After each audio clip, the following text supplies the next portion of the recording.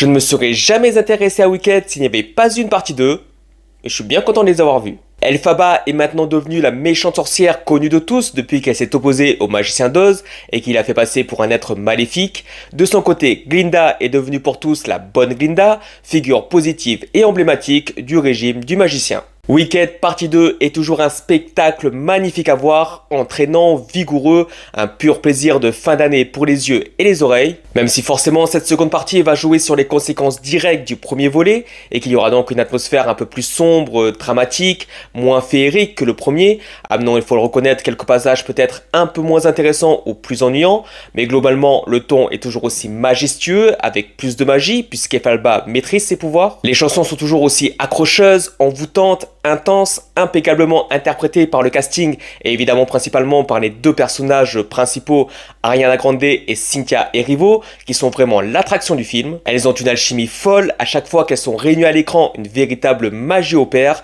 qu'elles soient en désaccord ou qu'elles essaient de céder, elles bouffent l'écran et évidemment encore plus quand elles chantent ensemble. C'est véritablement un film sur l'amitié féminine, malgré deux personnages contraires prisonniers de leur image. Le film arrive toujours comme le premier volet à naviguer avec des personnages principaux non manichéens, sur fond de racisme, régime totalitaire, propagande, manipulation, et raccroche les wagons avec l'histoire de Dorothy, l'épouvantail, l'homme de fer, etc.